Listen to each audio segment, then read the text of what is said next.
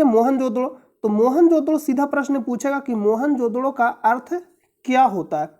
ये हो गया मोहनजोदड़ो। तो मोहनजोदड़ो का अर्थ क्या होता है? मृतकों का टीला, मृतकों का टीला लिख लीजिएगा। मोहनजोदड़ो का अर्थ क्या होता है? मृतकों का टीला।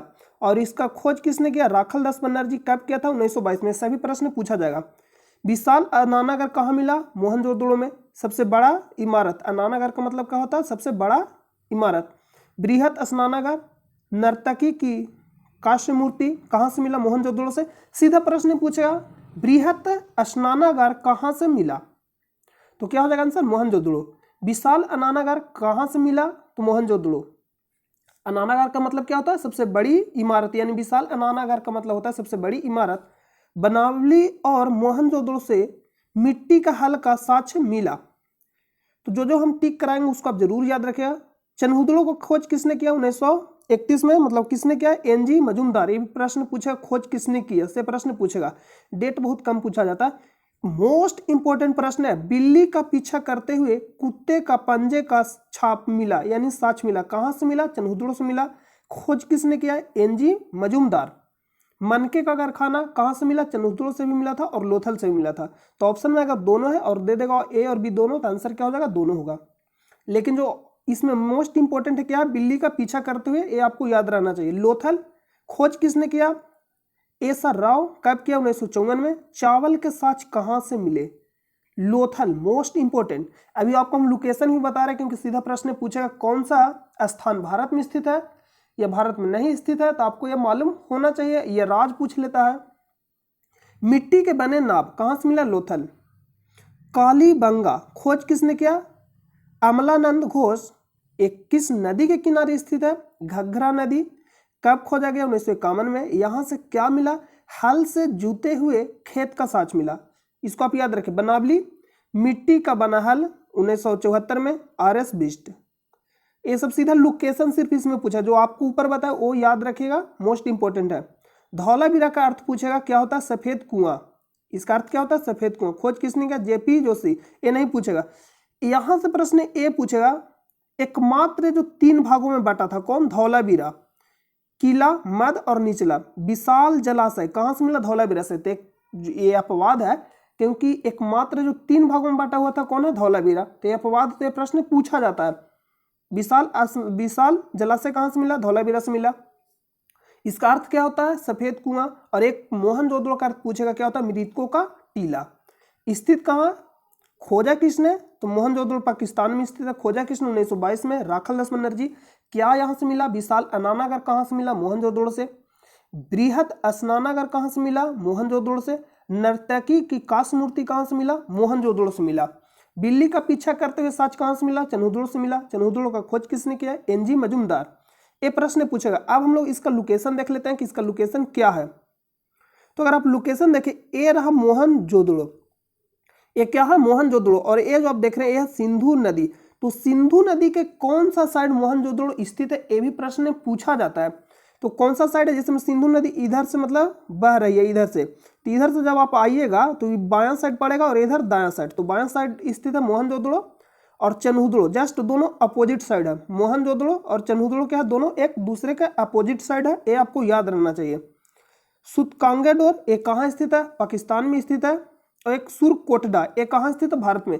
दोनों में कंफ्यूजन नहीं करिए। जिसको हम लगा रहे टिक आउट कर रहे हैं उसको आप जरूर याद रखिएगा। सीधा लोकेशन पूछेगा कि भारत में स्थित है या नहीं स्थित है या कहाँ स्थित है।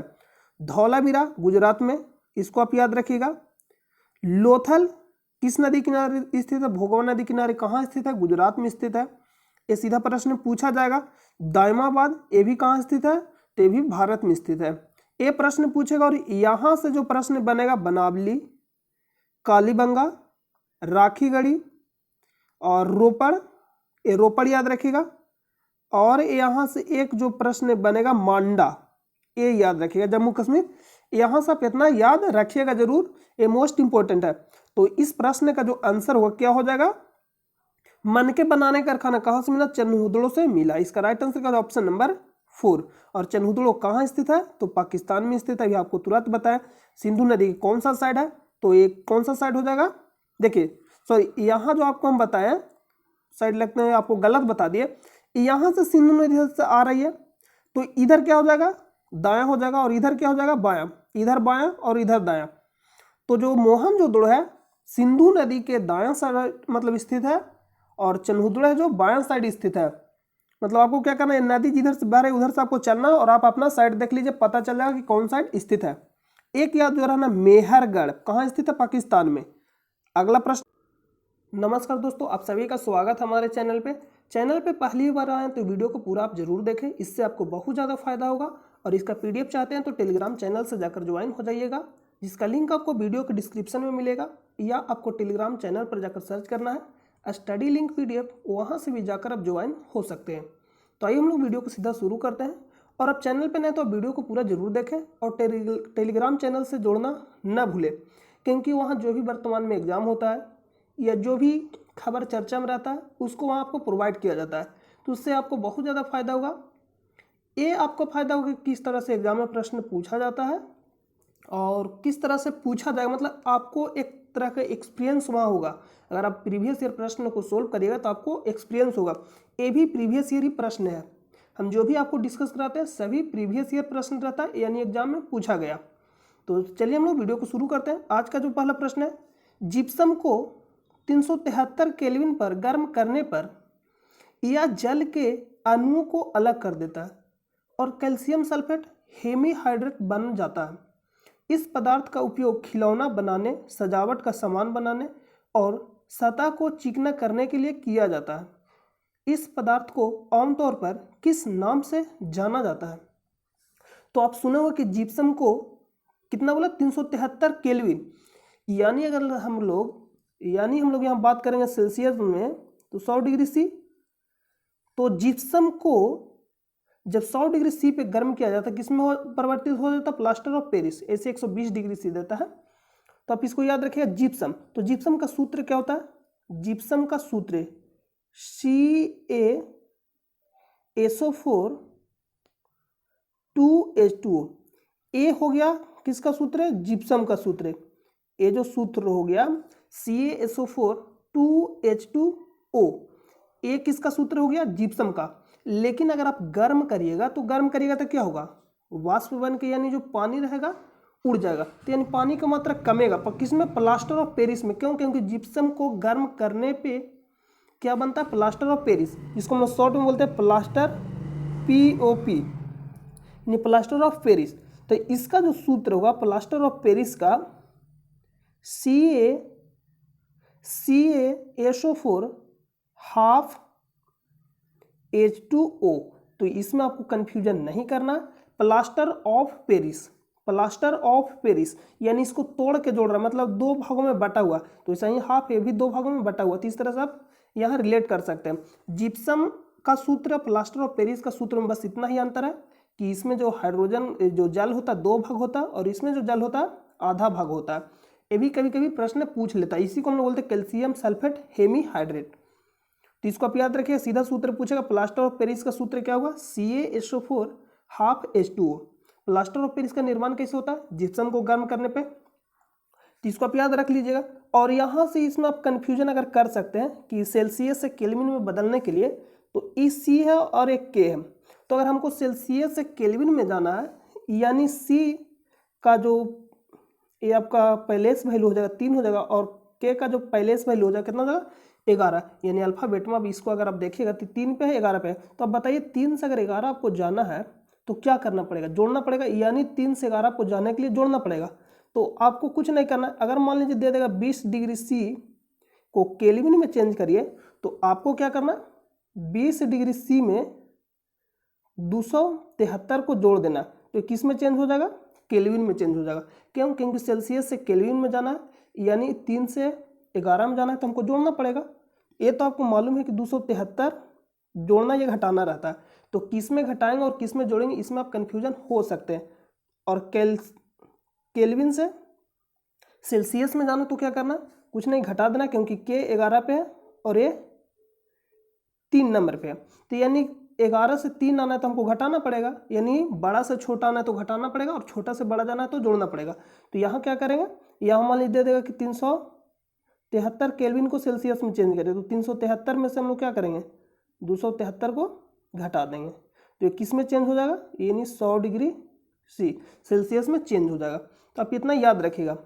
और यहाँ पे दे रहा है सीमेंट, सीमेंट में मुख्य रूप से क्या होता है, सिलिका यानी SI। और सीमेंट में जमाने के लिए जो जल्दी अगर सीमेंट को जमाना है तो क्या करते हैं हम लोग, एल्यूमिना का मात्रा बढ़ा देते हैं, एल्यूमिना।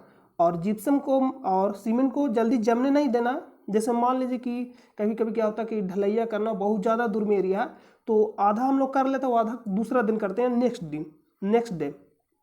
तो क्या हुआ कि अगर जम जाएगा सीमेंट तो अच्छा से ज्वाइंट वहाँ नहीं होगा, तो हम लोग क्या करते हैं वहाँ पे जिप्सम डाल देंगे तो सीमेंट है जो जमेगा नहीं। यानी सीमेंट को देर से जमने के लिए क्या मिलाते हैं, जिप्सम। और सीमेंट को जल्दी जमने के लिए क्या मिलेंगे, एल्यूमिना।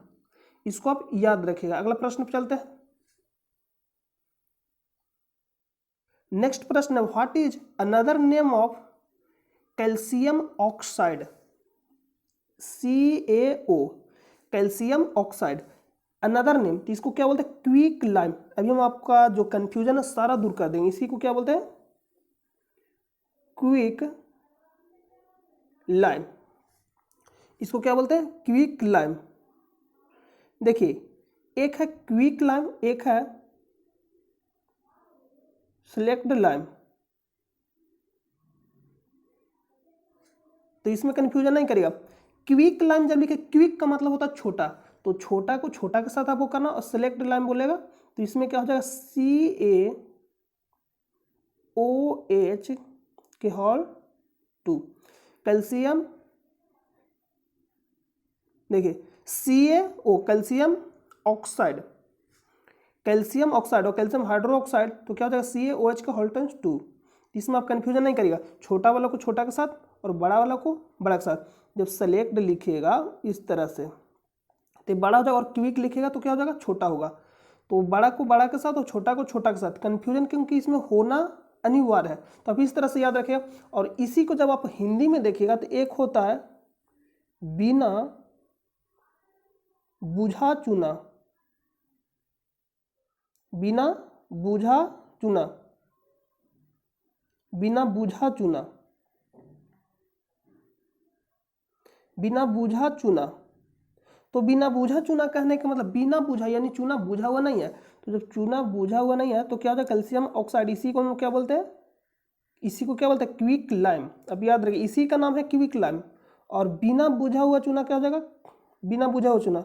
और बुझा हुआ चूना का सूत्र क्या हो जाएगा, बुझा हुआ चूना कहने का मतलब उस पर हम लोग जल डाल दिए। तो अब बताइए कि किसमें जल है, इसमें। और जल में क्या होता है, H यानी हाइड्रोजन।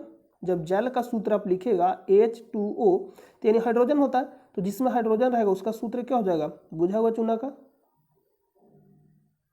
तो ये क्या हो जाएगा, बुझा हुआ चूना का सूत्र। तो इसमें आप कन्फ्यूजन नहीं करिए, बिना बुझा हुआ चूना यानी जल का मात्रा नहीं है, यानी हाइड्रोजन नहीं होगा। तो कैल्शियम ऑक्साइड और बुझा हुआ चूना ये हो जाएगा कैल्शियम। देखिए कैल्शियम इसमें ऑक्साइड हो, कैल्शियम हाइड्रोक्साइड यहाँ। और इसी को क्या बोलते हैं, क्विक लाइम, क्विक लाइम। और इसी को क्या बोलते हैं, सिलेक्ट लाइम। तो आप इसको याद रखिएगा। तो इसका राइट आंसर का जो ऑप्शन नंबर A। अगला प्रश्न पे चलते हैं। देखिए बेकिंग सोडा, जिसको हम लोग क्या बोलते हैं, खाने वाला सोडा। बेकिंग सोडा को ही क्या बोलते हैं, खाने वाला सोडा। और इसका सूत्र क्या होता है, बेकिंग सोडा यानी खाने वाले सोडा का सूत्र है NaHCO3, NaHCO3। अगला प्रश्न पे चले। नेक्स्ट प्रश्न है, कौन सा मुगल स्मारक उस्ताद अहमद लाहौरी द्वारा डिजाइन किया गया था जिसे यूनेस्को ने 1983 में विश्व धरोहर घोषित किया, ताजमहल। इसका राइट आंसर का जो ऑप्शन नंबर B, ताजमहल। तो विश्व जो धरोहर यूनेस्को में जो शामिल किया गया उसको आप एक बार देख लीजिए। 2 प्रश्न ऐसे पूछेगा, 40वां धौलावीरा और 39वां रमप्पा, रामप्पा मंदिर जो कहाँ, तेलंगाना में, 39वां। और 40वां क्या हो जाएगा, धौलावीरा। याद रखिएगा। तो जो मोस्ट इंपॉर्टेंट है इसको यहाँ से हम आपको जो बता रहे हैं उसको आप जरूर याद रखिएगा। कंचनजंगा राष्ट्रीय उद्यान सिक्किम में विश्व का एकमात्र मिश्रित धरोहर स्थल। कौन सा? मिश्रित धरोहर स्थल, विश्व का एकमात्र, इसलिए इंपॉर्टेंट हो जाता है। कंचनजंगा राष्ट्रीय उद्यान सिक्किम। सीधा प्रश्न पूछेगा कंचनजंगा कहाँ स्थित है? सिक्किम में। और यूनेस्को में शामिल है या नहीं? है। और विश्व का एकमात्र मिश्रित धरोहर स्थल, तो नोट कर लीजिएगा। देखिए, यह हुमायूं का मकबरा, लाल किले का परिसर दरा, आगरा का किला और ताजमहल दोनों कहाँ स्थित है? उत्तर प्रदेश में, आगरा किला और ताजमहल। यहाँ सबसे ज़्यादा प्रश्न पूछा जाएगा एलोरा का गुफा कहाँ स्थित है? महाराष्ट्र में। अजंता महाराष्ट्र में। एलिफेंटा महाराष्ट्र में। छत्रपति शिवाजी टर्मिनल महाराष्ट्र में। और ये सब सभी कहाँ शामिल है? यूनेस्को में भी शामिल है। और भीमबेटका की गुफा कहाँ स्थित है? मध्य प्रदेश। सीधा प्रश्न पूछेगा। सांची का स्तूप मध्य प्रदेश। खजुराहो का स्मारक मध्य प्रदेश। सूर्य मंदिर कहाँ स्थित है? उड़ीसा में। बनाया इसको किसने? गंग वंश के राजा नरसिंहदेव फर्स्ट।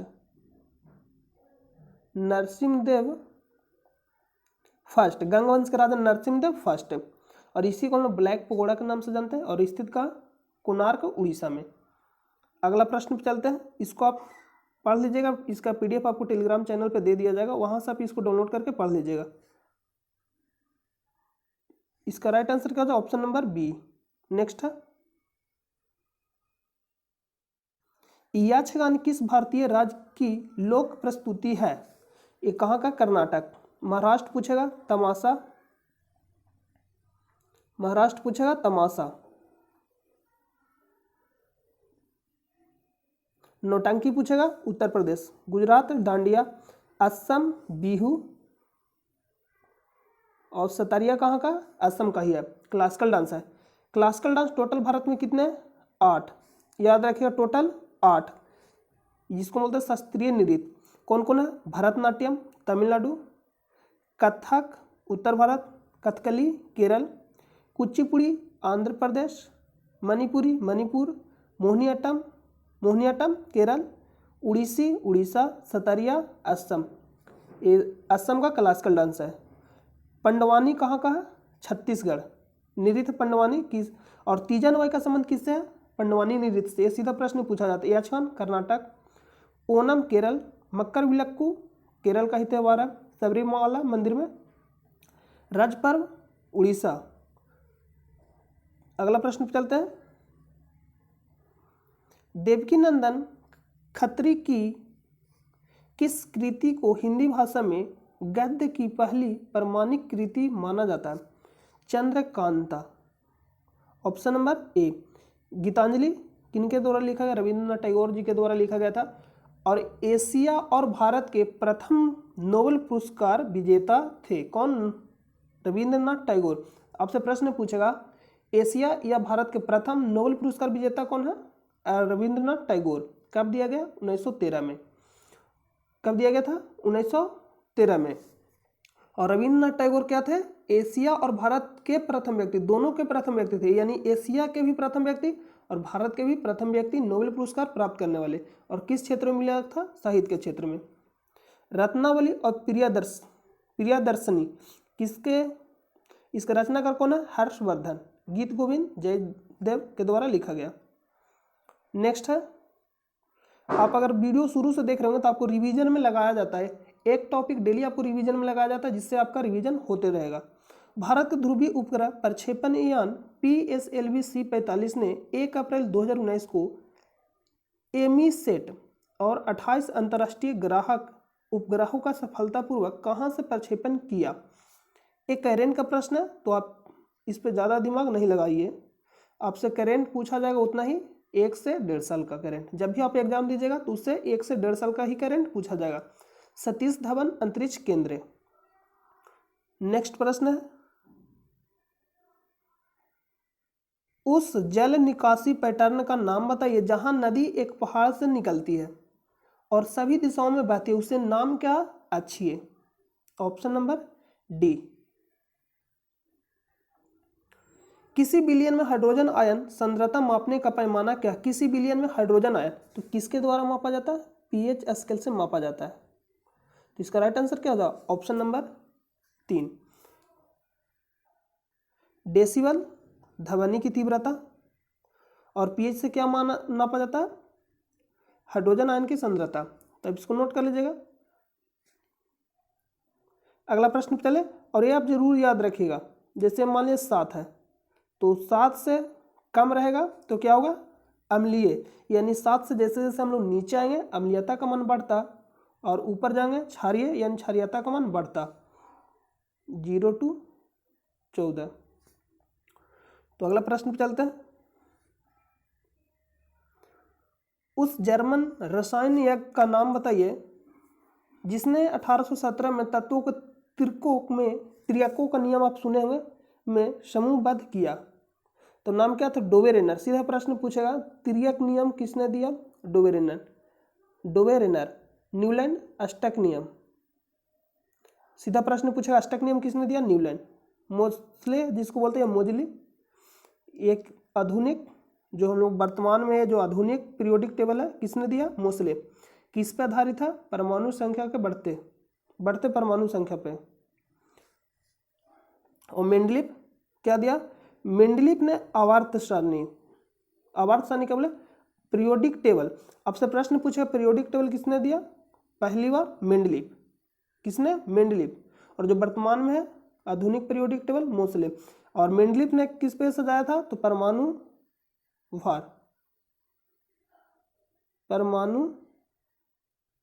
द्रव्यमान पे। नेक्स्ट प्रश्न है, भारत में संयुक्त राष्ट्र पर्यावरण कार्यक्रम का कार्यालय कहाँ स्थित है? जिसको बोलते हैं UNEP, united nation environment programme. इसका स्थापना 5 जून 1975 को हुआ, इसलिए 5 जून को विश्व पर्यावरण दिवस मनाया जाता है। और भारत में इसका मुख्यालय कहाँ? नई दिल्ली। कार्यालय कहाँ है? नई दिल्ली में। नेक्स्ट है, और यूएनईपी का मुख्यालय कहाँ? Nairobi Kenya. नैरोबी केन्या में। सीधा प्रश्न पूछा जाएगा, इनमें से किस नदी के भाग को 1988 में राष्ट्रीय जलमार्ग 2 घोषित किया गया था? ब्रह्मपुत्र नदी। ऐसा प्रश्न बहुत और बताया गया आपको। देखिए पूछेगा नेशनल वाटरवे यानी NW फर्स्ट, तो किस नदी पे है? तो गंगा नदी पे। कहाँ से कहाँ तक है? ये प्रश्न बनेगा, कहाँ से कहाँ तक है? देखिए इलाहाबाद से हल्दिया। इलाहाबाद से कहाँ? हल्दिया। तो पहला जो NW है नेशनल वाटरवे किस नदी पे? गंगा नदी पे। कहाँ से कहाँ? इलाहाबाद से हल्दिया। इसी का नाम आप चेंज हो गया, इलाहाबाद का नाम प्रयागराज, जिसमें आप कन्फ्यूजन ज़्यादा नहीं करिएगा। देखिए यहाँ लिखा गया है हल्दिया टू इलाहाबाद, डिस्टेंस भी लिखा गया। और जो दूसरा है NW यानी नेशनल वाटरवे, ये किस नदी पे? ब्रह्मपुत्र नदी पे, धुबरी से सदिया। और इसमें याद रखिएगा तीसरा भी पूछ लेता है कभी कभी, तीसरा भी कोल्लम टू कोट्टापुरम, ये भी प्रश्न पूछा गया। और चौथा भी। तो आपको सबसे ज़्यादा जो प्रश्न देखने के लिए मिलेगा 1 से और 2 से, तब दोनों को याद जरूर रखें, 1 और 2। नेक्स्ट प्रश्न पे चलते हैं। निम्नलिखित में से कौन कैबिनेट मंत्री नहीं है? कानून और न्याय मंत्री है, गृह मंत्री में विदेश मंत्री, लेकिन रक्षा मंत्रालय में राज्य मंत्री ये नहीं है कैबिनेट मंत्री। तो ऑप्शन नंबर डी। भारत सरकार ने वित्तीय वर्ष 21 में .केमी यानी किलोमीटर सेकंड के राजमार्ग बनाने का महत्वाकांक्षी लक्ष्य निर्धारित किया है। भी कैरेन का प्रश्न है, तो कितना हो जाएगा? 15,000। तो कैरेन का प्रश्न जो भी रहेगा उस पर आपको ज़्यादा ध्यान नहीं देना। कैरेन का प्रश्न आपको कितना दिन का पढ़ना है? मैक्सिमम 6 महीना या साल भर का, यानी साल भर से 1.5 साल का ही करेंट पूछा जाए। जब भी आपका एग्जाम रहेगा तो उतना दिन का आप करेंट पढ़ लीजिएगा, मतलब एग्जाम से उतना दिन का करेंट आप पढ़ सकते हैं। निम्नलिखित में से कौन सा आयनिक यौगिक का एक गुणधर्म है? आयनिक यौगिक, तो जब भी आयनिक यौगिक का बात करेगा तो किसको आपको याद करना है? NaCl, जिसको बोलते हैं नमक, NaCl। तो अगर आप नमक देखे होंगे तो कैसा होता है? ठोस रूप में होता है। और नमक के जब अगर खौलाइएगा आप तो जल्दी जो उसका जो क्वथनांक होता है क्या होता है, उच्च होता है, यानी जल्दी खोलेगा नहीं। क्वथनांक कहने का मतलब खोलना, और गलनांक कहने का मतलब गलना। तो जल्दी गलता भी नहीं है और जल्दी खोलता भी नहीं है, तो इसका क्या हो जाएगा, ऑप्शन नंबर ए। जब भी आयनिक यौगिक के बारे में बात करेगा तो NaCl याद करना, जब भी रिलेटेड प्रश्न पूछेगा या नमक को याद करना। तो नमक से क्या क्या हो सकता है, बोला कि नमक ठोस रूप में विद्युत का सुचालक है या कुचालक, तो बोलेंगे कुचालक, क्योंकि अगर ठोस रूप अगर आपके पास नमक है तो विद्युत धारा प्रवाहित करेगा, एक साइड से मतलब प्रवाहित करेगा, विद्युत धारा दूसरे साइड देखिएगा नहीं प्रवाहित होगा। जब उसको अगर आप पानी में डालिएगा, जैसे ही पानी में डालिएगा तो क्या होगा, विद्युत धारा प्रवाहित होने लगेगा। यानी नमक अगर ठोस रूप में है तो विद्युत धारा का कुचालक है, और जब नमक द्रव अवस्था में है यानी पानी में डाल दीजिएगा तो क्या हो जाएगा, विद्युत का सुचालक। इस तरह से प्रश्न पूछा जाता है कि आपसे पूछा सीधा कि ठोस रूप में रहेगा, यानी नमक ठोस रूप में रहेगा तो विद्युत का कुचालक या सुचालक, यानी कुचालक। जैसे ही हम लोग डालते हैं, देखते हैं कि आप अगर अर्थिंग डालते होंगे तो नमक भी डालते होंगे, तो क्या होता है, पानी के साथ घुल जाता है, इसलिए वो सुचालक हो जाता है। तो आप याद रखिएगा। और जो नमक है क्या है, कार्बनिक यौगिक तो है नहीं, तो यानी एक किस में घुलनशील है, नमक जल में घुलनशील है या नहीं है, तो बोलेंगे कि जो नमक है यानी आयनिक यौगिक ये अकार्बनिक में घुलनशील है और कार्बनिक में अघुलनशील। यानी जो नमक जल में घुलनशील है और जल क्या है, अकार्बनिक। तो हम बोलेंगे कि जो आयनिक यौगिक है, आयनिक यौगिक अकार्बनिक में घुलनशील है और कार्बनिक में अघुलनशील। तो इसका राइट आंसर का जो ऑप्शन नंबर ए। नेक्स्ट है, निम्नलिखित में से कौन सा राष्ट्रीय सामाजिक सहायता कार्यक्रम का भाग नहीं है, आयुष। देखिए प्रश्न बोला कि निम्नलिखित में से कौन सा राष्ट्रीय सामाजिक सहायता कार्यक्रम का भाग नहीं है, ऑप्शन नंबर 3। देखिए ये भी है इंदिरा गांधी राष्ट्रीय विधवा पेंशन योजना, अन्नपूर्णा ये भी है इंदिरा गांधी राष्ट्रीय विकलांगता पेंशन योजना। तो क्या ये सहायता देता है, लेकिन आयुष मंत्रालय सहायता नहीं देता आयुष। नेक्स्ट है, प्रथम भारतीय cricket club Calcutta cricket club की स्थापना कब हुई थी, 1792 में। भारत सरकार के द्वारा BCG टीकाकरण और टीबी उपचार, तो BCG किसके लिए दिया जाता है, BCG का जो टीकाकरण होता है किसके लिए होता है, टीबी के लिए। टीबी उपचार को शामिल करते हुए जिला टीबी सेंटर मॉडल के रूप में वर्ष डॉट में नेशनल टीबी प्रोग्राम लॉन्च किया गया था, तो 1962 में लॉन्च किया गया था। ऑप्शन नंबर ए राइट हो जाएगा इसका answer.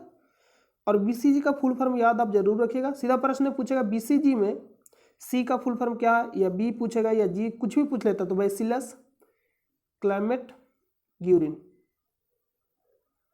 Bacillus Calmette Guerin. Next है, इनमें से कौन अमेरिकी computer company Sun Microsystems, जिसका बाद में ओरेकल ने अधिग्रहण कर लिया था, के संस्थापकों में से एक है, तो इसका नाम क्या है, ये भी करेंट का ही प्रश्न है। Option number 3 Vinod Khosla. Satya Nadella, Sundar Pichai Alphabet के CEO हैं अभी वर्तमान में, सत्या नडेला माइक्रोसॉफ्ट के CEO हैं।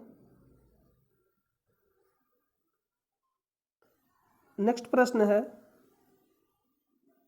ग्राम विकास मंत्रालय ने तत्वाधान में निम्न में से किस प्रमुख कार्यक्रम का लक्ष्य ग्रामीण निर्धन महिलाओं को उनके अपने ही संस्थानों जैसे स्वयं सहायता समूहों एवं उनके परिसंघों, उत्पादकों, संयोजकों आदि में संगठित करना और उनके लिए आर्थिक समावेशन और रोजगार सुनिश्चित करना है। ये किसका उद्देश्य है, तो दीनदयाल अंत्योदय योजना, national rural livelihood mission. Option number D most important है, इसको आप नोट जरूर कर लीजिएगा, ये मोस्ट इंपॉर्टेंट है। इससे ज़्यादा प्रश्न पूछा जाएगा मनरेगा से। मनरेगा एक्ट कब का था, 2006। मनरेगा 2006 में जो आया था उसका नाम मनरेगा नहीं था, नरेगा था। बाद में इसको मनरेगा किया गया, बाद में क्या किया गया, मनरेगा। जब शुरू में थी इसका नाम सिर्फ क्या था, राष्ट्रीय ग्रामीण रोजगार गारंटी योजना, यानी AMG नहीं था। इसको कब जोड़ा गया, 2010 में, कहीं 2009 में, 2010 में इसको जोड़ा गया। एक्ट कब का था, 2006 का। और मनरेगा पूछेगा तो 2010 नाम मतलब इसको परिवर्तित कब किया गया? नाम नरेगा से मनरेगा कब हुआ? तो 2010 में नाम इसको परिवर्तित किया गया। शुरू में सिर्फ क्या था? राष्ट्रीय ग्रामीण रोजगार गारंटी योजना यानी NREGA, नरेगा सिर्फ था। MG कब जोड़ा गया? 2010 में, यानी महात्मा गांधी राष्ट्रीय ग्रामीण रोजगार गारंटी योजना। एक्ट कब का था? 2006 का। ये 100 दिन का काम दिया जाता है। नेक्स्ट है, मोतीलाल नेहरू ने परिषद राजनीति में वापसी के लिए बहस करने हेतु कांग्रेस के भीतर स्वराज पार्टी का गठन किसके साथ किया था? मोतीलाल नेहरू ने CR दास जी के द्वारा। और कब किया गया था? 1923 में।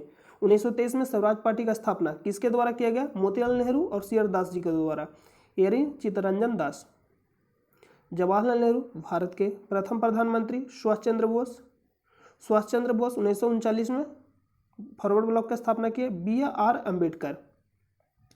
BR अम्बेडकर और BR अम्बेडकर जी और महात्मा गांधी जी के साथ क्या होता? पूना समझौता। कब हुआ था? 1932 में। 1932 में पूना समझौता। और कौन थे? महात्मा गांधी। पूना समझौता BR अम्बेडकर और महात्मा गांधी जी के बीच हुआ था 1932 में। कहाँ हुआ था? एरबादा जेल में, पुणे में। सीधा प्रश्न पूछा जाएगा। और BR अम्बेडकर ने आर्टिकल यानी अनुच्छेद 32 को क्या बोलते हैं? संविधान का आत्मा। और अनुच्छेद 32 के तहत ही सुप्रीम कोर्ट 5 प्रकार का रीट जारी करता है और हाईकोर्ट अनुच्छेद 226 के तहत 6 प्रकार का रीट जारी करता है। तो प्रश्न पूछेगा रीट कौन अधिक जारी करता है, हाईकोर्ट या सुप्रीम कोर्ट? तो हाईकोर्ट बोलेंगे। किसके तहत जारी करता है? अनुच्छेद 226 के तहत। कितने प्रकार का? 6 प्रकार का। और सुप्रीम कोर्ट अनुच्छेद 32 के तहत 5 प्रकार का। और BR अम्बेडकर ने किस अनुच्छेद को संविधान का आत्मा कहे? अनुच्छेद 32। तो अगला प्रश्न पर चलते हैं। नेक्स्ट प्रश्न समाप्त हो गया। तो हम उम्मीद करते हैं कि आपको यह वीडियो पसंद आया होगा। और चैनल पर नहीं तो चैनल को सब्सक्राइब जरूर कर लें और अपने दोस्तों के पास भी शेयर कर दें, क्योंकि पढ़ेगा इंडिया तभी तो बढ़ेगा इंडिया। तो हम उम्मीद करते हैं कि आपको यह वीडियो बहुत ही अच्छा लगा होगा और अपने दोस्तों पर शेयर जरूर करिएगा। और इसका PDF आप चाहते हैं तो टेलीग्राम चैनल से ज्वाइन जरूर हो जाइएगा, जिसका लिंक आपको वीडियो के डिस्क्रिप्शन में मिलेगा, या आपको टेलीग्राम चैनल पर जाकर सर्च करना है स्टडी लिंक PDF, वहाँ से भी जाकर आप ज्वाइन हो सकते हैं। तो मिलते हैं नेक्स्ट वीडियो में, तब तक के लिए नमस्कार।